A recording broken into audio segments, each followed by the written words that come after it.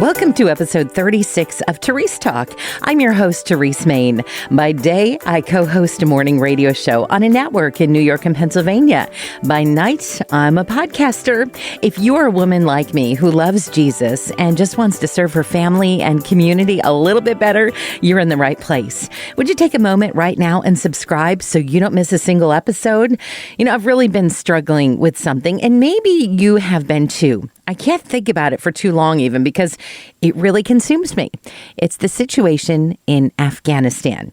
Now, I promise you this isn't going to get political, so just hang with me here because it all happened so fast. Like the Taliban just swept in and took over one city after another and then Kabul, and within hours, we started hearing these stories of Christians being threatened, fleeing for their lives. And anytime I hear something like this, I struggle for a couple reasons. Yes, there's just the horror of it all, but also with overwhelming guilt. Have you felt this? Why are they there and I'm here? You know, in recent years, missionaries have been sharing the gospel in Afghanistan. So chances are there's a Jesus-loving woman about my age, married with 2 daughters in Afghanistan. So why do I have the privilege of being in America while she doesn't? The reality is that none of us know why God chooses to put some people in one situation and equally worthy people in the complete opposite situation. For my thoughts are not your thoughts, neither are your ways my ways, declares the Lord. For as the heavens are higher than the earth, so are my ways higher than your ways, and my thoughts than your thoughts. That's from Isaiah 55. The reality is we may never know why God chooses to put us through what he chooses for us, or why he chooses someone else for what they have to endure. But we have to trust in his purpose, trust that it's good, trust that it's fruitful, that there's a reason for it. So what do we do in the meantime? Well, while there are a lot of things I do not know, one thing I do know is that God has a purpose for each of our lives, and you just have to ask him. I cry out to God Most High, to God who fulfills his purpose for me. That's from Psalm 57:2. You may not know why God chose to put you where you are, but he did. So what does he want you to do here in the place you are? Make that your mission. Pray about it, seek it out, and do it. Don't waste your position. Don't waste your privilege. Make it matter. Love others. Serve others. Share Jesus.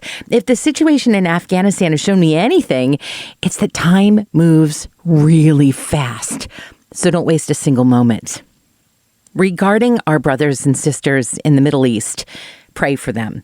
The Voice of the Martyrs has a pretty powerful prayer list that I've posted in the notes for this episode. But you could pray for God's protection as Christians flee from home to home seeking safety. Pray for fellowship, that believers would find other believers to pray and worship with. Pray for Muslims to be converted to Christianity. I was reading Romans 12 the other day, and I was so struck by verse 14 in the wake of everything that's been going on. It says, bless those who persecute you. Bless and do not curse them.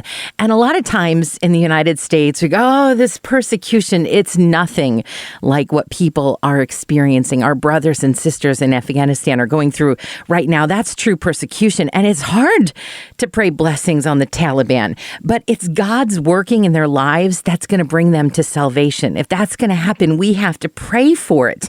Pray for those who are trying to help. Groups like Samaritan's Purse, they're working to get Afghans evacuated to safety. They're also providing basic needs like toiletries and clothing, since so many people are just fleeing with the clothes on their backs. So make prayer a part of your purpose.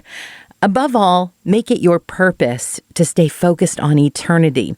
It won't just change your mindset, it will change everything. Philippians 4 says, do not be anxious about anything, but in every situation by prayer and petition with thanksgiving, present your request to God.